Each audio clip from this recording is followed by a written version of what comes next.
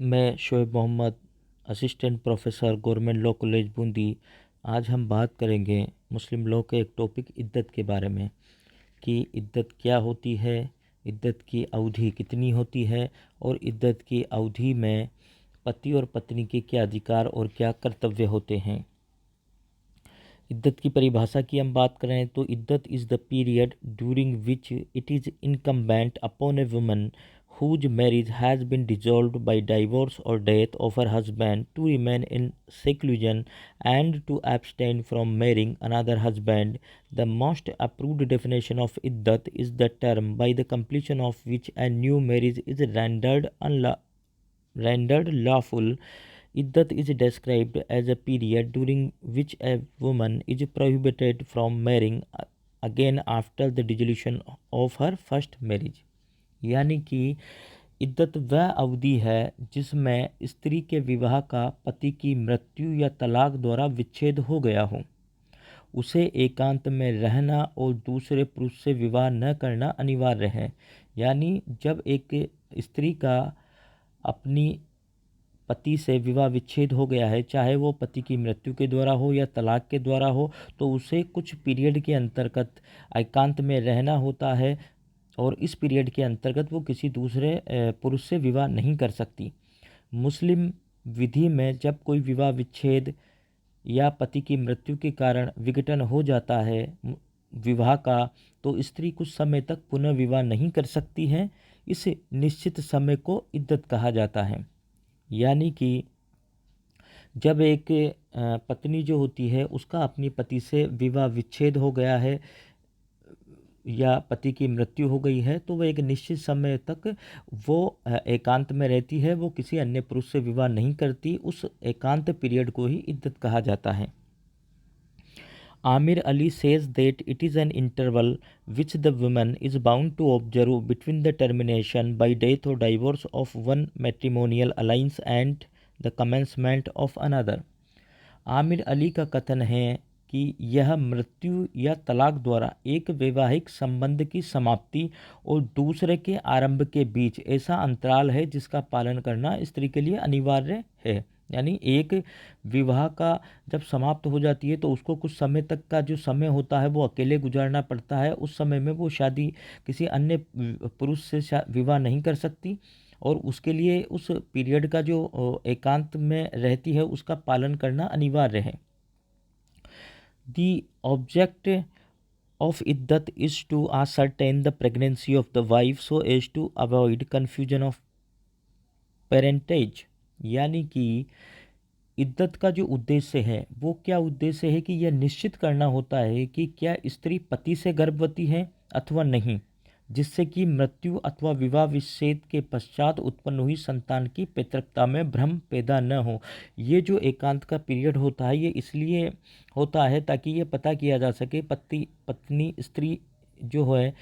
जो गर्भवती है या नहीं है, और जो उससे उत्पन्न होने वाले जो बच्चे हैं उसकी पैतृकता को निर्धारित किया जा सकता है।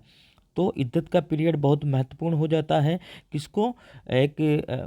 मुस्लिम जो पत्नी होती है उसके बच्चे की पैतृकता का निर्धारण करने के लिए। न्यायमूर्ति महमूद इद्दत की परिभाषा एक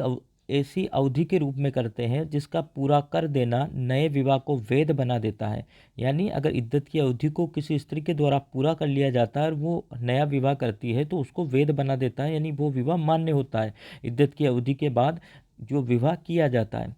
ये एक ऐसी अवधि है जिसमें पहले विवाह का विच्छेद हो जाने के बाद कोई स्त्री दूसरे विवाह नहीं कर सकती, अर्थात वो प्रतीक्षा की अवधि होती है। ये जो प्रतीक्षा का पीरियड होता है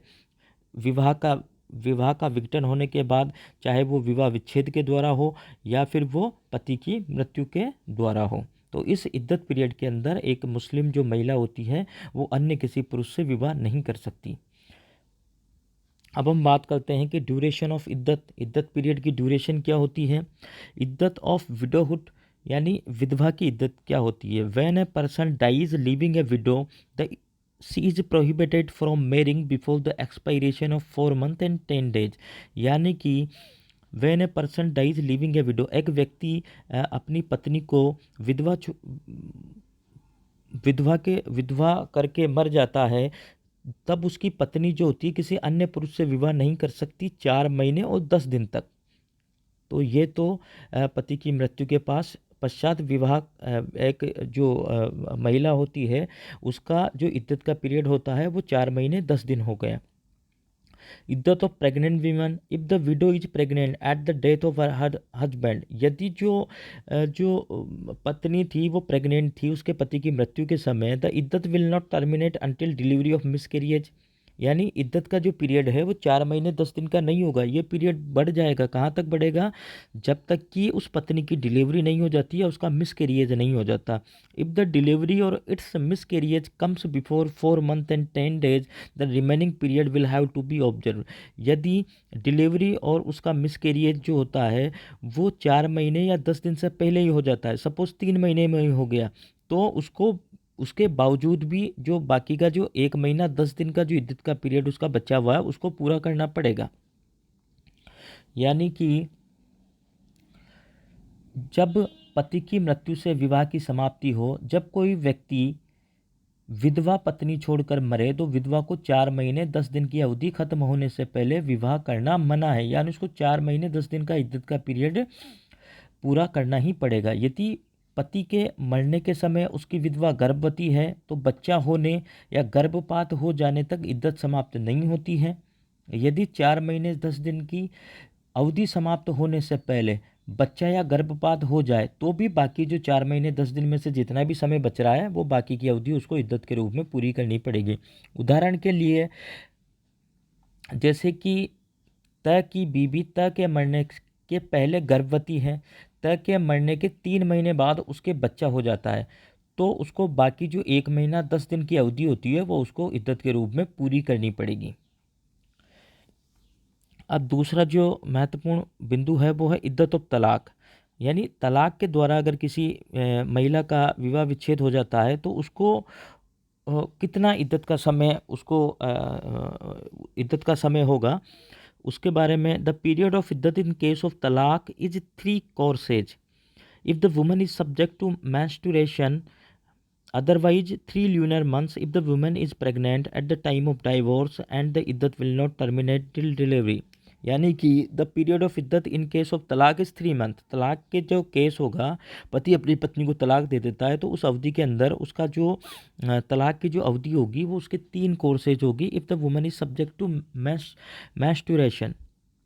यानी विवाह विच्छेद की अवस्था में यदि स्त्री को मासिक धर्म होता है तो इद्दत की अवधि 3 मासिक धर्मों की होगी, और यदि नहीं तो 3 चंद्रमास की, यानी 3 चंद्रमास की उसकी इद्दत की अवधि होगी। यदि मासिक धर्म होता है तो 3 मासिक धर्मों की होगी, और यदि मासिक धर्म नहीं होता है तो उसकी इद्दत की अवधि 3 चंद्रमास की होगी। जब विवाह विच्छेद के बाद परंतु इद्दत की अवधि के पूर्व, विवाह विच्छेद हो चुका है उनका, ठीक है ना, परंतु इद्दत की अवधि के पूर्व पति की मृत्यु हो जाए तो इद्दत फिर मृत्यु की तारीख से शुरू हो जाती है, यानी फिर दोबारा उसकी मृत्यु की तारीख से ही उसका 4 महीने 10 दिन का जो पीरियड होता है वो वापस दोबारा उसका स्टार्ट हो जाता है। यानी क ने ख को तलाक दिया, ख ने 3 मासिक धर्मों से एक दिन कम एक इद्दत का पालन किया, यानी 3 महीने पूरे होने वाले थे उनमें से उसमें एक दिन बच रहा था और उसी दिन क मर गया। अब ख के लिए 4 महीने 10 दिन की इद्दत अनिवार्य है यदि पूर्णावस्था के द्वारा, यानी अब क्या हो गया, अब ख के लिए 4 महीने 10 दिन की इद्दत को पूरा करना उसके लिए अनिवार्य हो जाता है। यहाँ पर इद्दत when marriage is irregular, if the marriage is irregular and parties have separated before actual consummation, there is no iddat। if the consummation has taken place, the wife is bound to observe iddat। यहाँ पे महत्वपूर्ण बिंदु ये आता है कि यदि जो इरेगुलर मैरिज है, इरेगुलर मैरिज से तात्पर्य ऐसी मैरिज है, अनियमित जो विवाह होता है वो बिना साक्ष्यों के किए गए विवाह होते हैं। 4 पत्नियों से विहित व्यक्ति द्वारा 5वीं पत्नी से यदि विवाह कर लिया तो इस प्रकार का विवाह इरेगुलर होगा। तलाकशुदा या विधवा स्त्री से जब वो इद्दत की अवधि उसकी चल रही है उसी इद्दत की अवधि को पूरे होने से पहले ही विवाह कर लिया तो वो भी इरेगुलर विवाह होगा। मूर्ति पूजक या अग्नि पूजा करने वाले धर्म को मानने वाली स्त्री से विवाह कर लिया वो भी इरेगुलर विवाह होगा। अनाधिकृत व्यक्ति द्वारा विवाह कर लिया जाता है वो भी इरेगुलर विवाह होता है। अवैध संयोग के कारण निषिद्ध विवाह भी इरेगुलर विवाह की श्रेणी में आते हैं। यानी कि अनियमित, यानी कि जो विवाह विच्छेद के अंतर्गत जो इर्रेगुलर जो मैरिज है उसका ये कारण है कि इन कारणों से मैरिज जो होती है वो इर्रेगुलर हो जाती है। और ये कहा गया है कि the marriage is irregular and the parties have separated before actual consummation. यदि पार्टी मैरिज है, विवाह है, वो इर्रेगुलर है और उनका उनके बीच में समागम होने से पहले ही उनका विवाह विच्छेद हो जाता है, या उनके बीच में जो कंज्यूमेशन होता है उसके पहले ही उनके विवाह का विच्छेद हो जाता है, तो वहाँ पर इद्दत पीरियड को फॉलो करना जरूरी नहीं है। If the consummation has taken place, यदि उनके बीच में, पति पत्नी के बीच में समागम हो जाता है, तब wife is bound to observe iddat. उस स्थिति में जो पत्नी होती है वो विवाह को मतलब इद्दत पीरियड को पूरा करने के लिए बाध्य होती है। यानी यदि विवाह अनियमित है और उसकी पूर्णावस्था के पहले ही दाम्पत्य अलग हो गए हैं तो कोई इद्दत नहीं होगी, और यदि पूर्णावस्था प्राप्त हो गई है तो पत्नी के लिए इद्दत पीरियड जरूरी है। यह है इरेगुलर मैरिज के केस में। If the marriage is not consummated, iddat has to be observe in case of death but not in the case of divorce. If the marriage is not consummated, यदि विवाह जो है वो कंज्यूमेटेड नहीं किया गया है, यानी उनके पति पत्नी के बीच में समागम नहीं हुआ है, iddat has to be observed in case of death. परंतु जब विवाह का विघटन पति की मृत्यु के द्वारा होता है, तब चाहे उन पति पत्नी के बीच में समागम हो या नहीं हो, पत्नी को इद्दत पीरियड को फॉलो करना ही पड़ेगा, but not in the case of divorce. लेकिन डाइवोर्स के केस में यदि विवाह विच्छेद, पति अपनी पत्नी को तलाक दे देता है, तब उस केस में यदि पति पत्नी के बीच में कंज्यूमेशन या समागम नहीं हुआ है तो इद्दत पीरियड की आवश्यकता नहीं है। लेकिन अगर पति पत्नी के बीच में समागम हुआ है और विवाह का जो विघटन है वो पति की मृत्यु की वजह से हुआ है, तो उस स्थिति में भी पत्नी को इद्दत पीरियड को पूरा करना पड़ेगा। The period of iddat begins from the date of the divorce or death of the husband and not from the date on which the woman gets the information of the divorce or of the date of the husband.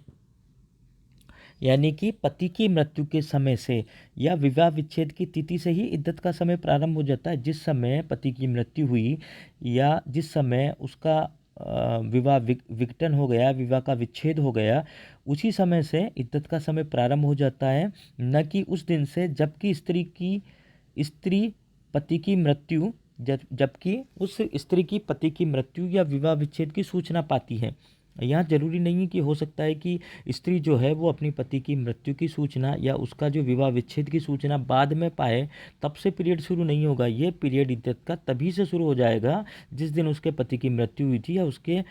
पति ने मतलब उन दोनों के बीच में विवाह विच्छेद हुआ था। चाहे उसकी सूचना उसकी पत्नी को बाद में मिले, इससे कोई मतलब नहीं होगा। यहाँ पर जब पति की मृत्यु जिस दिन से होगी या जिस दिन से विवाह विच्छेद होगा, उसी दिन से इद्दत का जो समय है वो प्रारंभ हो जाएगा।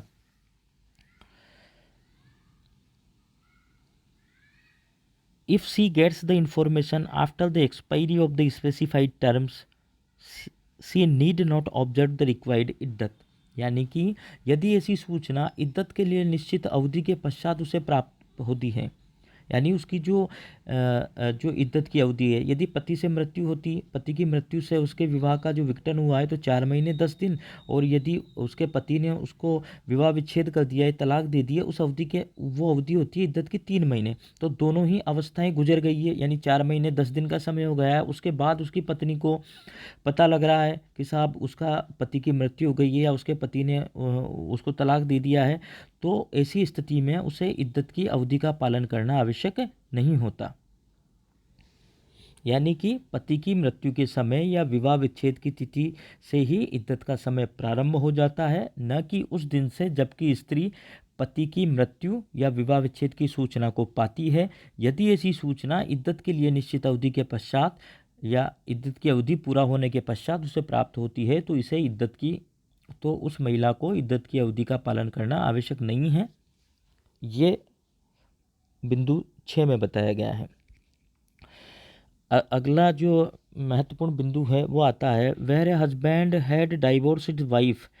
And has died before the completion of the iddat, the woman is required to undergo a fresh iddat for 4 months and 10 days from the date of husband death. यानी कि where a husband has divorced his wife and the died before the completion of the iddat. यदि एक पति ने अपनी पति को तलाक दे दिया है या डाइवोर्स हो गया है पति पत्नी के बीच में और पत्नी इद्दत पीरियड को पूरा कर रही है, the woman is required to undergo a fresh, और उसी अवधि के दौरान उसके पति की मृत्यु हो जाती है, तो पत्नी को एक फ्रेश इद्दत पीरियड दोबारा उसको पूरा करना पड़ेगा। यानी एक पति ने अपनी पत्नी को डाइवोर्स दे दिया है, पत्नी जैसे 3 महीने का जो उसका इद्दत का पीरियड होता है उसको पूरा कर रही है, उसी समय उसी बीच में उसके पति की मृत्यु हो जाती है, तो जो पत्नी होती है उसको एक फ्रेश जो इद्दत पीरियड की उसकी शुरुआत हो जाएगी 4 महीने 10 दिन की, या फिर अगर वो प्रेग्नेंट है तो टिल द प्रेगनेंसी तक उसकी। अगला जो महत्वपूर्ण जो बिंदु हैं उसके बारे में हम चर्चा करें, इद्दत की अवधि। अब इद्दत की अवधि को यदि हम दो प्रकार से लें, यदि मान्य विवाह में की के संदर्भ में क्या स्थिति होगी, और दूसरा जो है अनियमित विवाहों में इद्दत की अवधि क्या होगी। तो यहाँ पर हम बात करते हैं मान्य विवाहों में। तलाक के द्वारा विवाह विच्छेद में 3 चंद्रमास यानी 3 मासिक धर्म, यदि स्त्री गर्भवती हो तो बच्चा होने तक जो भी अवधि लंबी हो, यानी कि तलाक के द्वारा विवाह का विच्छेद होता है तो 3 चंद्रमास तक या 3 मासिक धर्म तक, और यदि स्त्री गर्भवती हो तो बच्चा होने तक जो भी अवधि लंबी हो इद्दत की अवधि होती है। विधवा हो जाने पर क्या स्थिति होती है? विधवा हो जाने पर 4 महीने 10 दिन तक, यदि विधवा गर्भवती हो तो बच्चा होने तक जो भी अवधि लंबी होती है उस अवधि तक उसको इद्दत पीरियड फॉलो करना पड़ता है।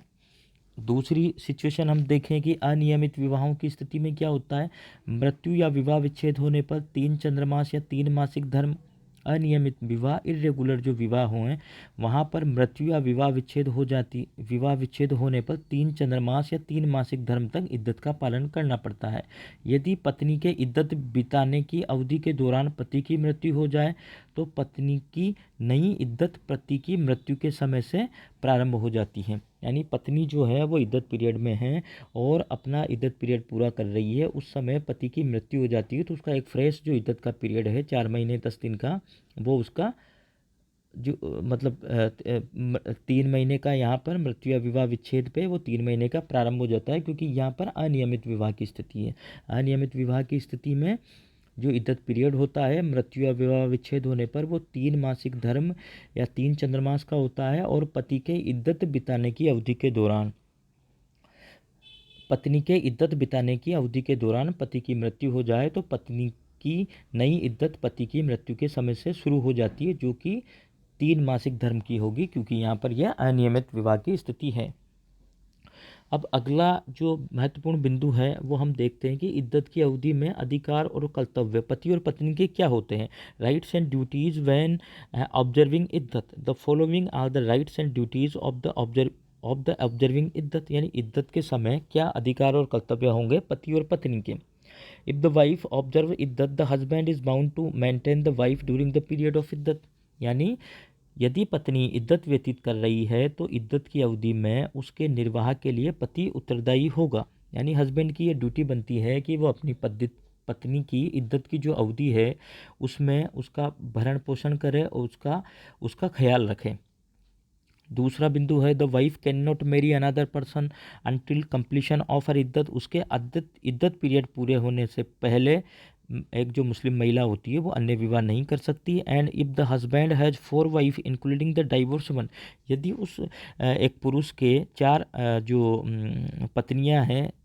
उस महिला को भी शामिल करते हुए जिसको उसने डाइवोर्स दिया है और इद्दत पीरियड चल रहा है, he can not marry a fifth, तो वो 5वीं महिला से शादी नहीं कर सकता। One until the completion of iddat of the divorce wife, जब तक कि उसकी जो चौथी जो वाइफ है जिसको उसने डाइवोर्स दिया हुआ है, तो जब तक उसका इद्दत पीरियड पूरा नहीं हो जाता तब तक वो 5वीं महिला से विवाह नहीं कर सकता। यानी अपनी इद्दत के पूरी होने तक पत्नी दूसरे पुरुष से विवाह नहीं कर सकती, और यदि तलाक दी गई पत्नी को मिलाकर पति के 4 पत्नियां हैं तो तलाक दी गई स्त्री की इद्दत की अवधि पूरी होने तक पति किसी 5वीं पत्नी से विवाह नहीं कर सकता। अगला बिंदु आता है the wife become entitle to a deferred dower and if the prompt dower has not been paid it becomes immediately payable. यानी the wife becomes entitle to deferred dower, जो डेफर्ड डावर होती है उसका पालन करने के लिए, यानी कि जो डेफर्ड डावर होती है उसका पालन करने के लिए जो the wife becomes entitle to a deferred dower. Deferred dower जो होती है, मुअज्जल मेहर जो होती है, ये मृत्यु या विवाह विच्छेद द्वारा विवाह के समाप्त हो जाने पर अथवा करार द्वारा निर्धारित किसी निश्चित घटना के घटित होने पर देय होती है। यानी ये जैसे ही विवाह होता है तुरंत देय नहीं होती, ये मृत्यु या विवाह विच्छेद द्वारा विवाह के समाप्त हो जाने पर या करार द्वारा किसी निर्धारित किसी निश्चित घटना के घटित होने पर देय होती है। इस स्थिति में जो डेफर्ड डावर होती है जिसको कि मुअज्जल मेहर कहा जाता है, वो वाइफ डेफर्ड डावर को प्राप्त करने की हकदार तुरंत हो जाती है। And if the prompt Dawar, यदि जो प्रॉम्प्ट डावर जो थी, मुअज्जल मेहर जो थी, वो भी अगर पत्नी को नहीं दी गई है तो उसको भी वो पाने की वो तुरंत अधिकारी हो जाती है विवाह के विच्छेद पे, चाहे विवाह का विच्छेद जो है वो डाइवोर्स हुआ हो या पति की मृत्यु से हुआ हो। यानी कि हम बोल सकते हैं कि पत्नी मुअज्जल मेहर की हकदार हो जाती है यदि मुअज्जल मेहर का भुगतान नहीं किया गया हो तो वह तुरंत देय हो जाता है। और जो प्रॉम्प्ट डावर जो होती है जिसको मुअज्जल कहा जाता है उसकी भी पत्नी तुरंत हकदार हो जाती है उसके विवाह का विघटन होने पर। अगला बिंदु आता है if the event of the death of either party before the expiration of the period of iddat, the other is entitled to inherit from him or her in the capacity of wife or husband as the case may be, if the divorce has not become irrevocable before the death of the deceased। यानी कि इद्दत की अवधि समाप्त होने से पूर्व दंपति में से किसी की मृत्यु हो जाने पर, यदि मृत्यु होने से पहले विवाह विच्छेद अपरिवर्तनीय नहीं हो गया है, यानी इद्दत की अवधि समाप्त नहीं हुई है और पूर्व दंपति में से किसी की मृत्यु हो जाती है, तो यदि मृत्यु होने से पहले उनका विवाह जो विच्छेद है वो अपरिवर्तनीय नहीं हो गया है, यानी वहाँ पर इरिवोकेबल नहीं हो गया है, वो रिवोकेबल होने की संभावना है वहाँ पर विवाह की, तो पक्षकार पति पत्नी के रूप में, पत्नी या पति पत्नी के रूप में एक दूसरे से जैसी भी स्थिति हो संपत्ति का उत्तराधिकार में पाने का हकदार होंगे। अगला जो महत्वपूर्ण बिंदु आता है वो है if the divorce is pronounce in death illness and the husband dies before completion of wife's iddat, the wife is entitle to inherit from him even if the divorce has become irrevocable prior to his death unless the divorce has been effected with her consent. यानी यदि विवाह विच्छेद मृत्यु रोग में दिया गया हो और पत्नी की इद्दत पूरी होने के पहले पति मर जाए, तो यदि उसकी मृत्यु से पहले विवाह विच्छेद अपरिवर्तनीय भी हो गया हो तो पत्नी पति की संपत्ति उत्तराधिकार में पाने की हकदार हो जाती है, बशर्ते विवाह विच्छेद उसकी सहमति से नहीं किया गया हो। अगर विवाह विच्छेद पत्नी की सहमति से किया गया है तो यहाँ पर जो पत्नी होती है वो, या जो पति होता है या पत्नी होती है, वो उत्तराधिकार में एक दूसरे के ऊपर उनके अधिकारों का सर्जन नहीं होगा यदि विवाह विच्छेद उनका दोनों की सहमति से हुआ है। और दोनों की सहमति से नहीं हुआ है तब किसी के पति या पत्नी की मृत्यु हो जाए, पति मर जाए तो उसकी मृत्यु से पहले विवाह विच्छेद अपरिवर्तनीय भी हो गया हो तो पति पत्नी एक दूसरे की संपत्ति में पाने के उत्तराधिकारी होते हैं। यानी कि हमने जो बिंदु नंबर 4 पढ़ा और बिंदु नंबर 5 है, ये बात करता है कि बिंदु नंबर 4 की हम बात करें कि इद्दत की अवधि समाप्त होने से पूर्व दंपत्ति में से किसी की मृत्यु हो जाने पर, यदि मृत्यु होने से पहले, यानी इद्दत की अवधि चल रही थी और पति पत्नी में से किसकी मृत्यु हो जाती है और उससे पहले विवाह इरिवोकेबल नहीं हुआ है, तो दूसरा पक्षकार पति पत्नी के रूप में, पत्नी या पति जो भी स्थिति हो, एक दूसरे में वहाँ पे जैसी भी स्थिति हो संपत्ति में उत्तराधिकार का उनका हक अधिकारी हो जाता है, उत्तराधिकार प्राप्त हो जाता है उनको। ये है स्थिति। और 5वें बिंदु के अंदर भी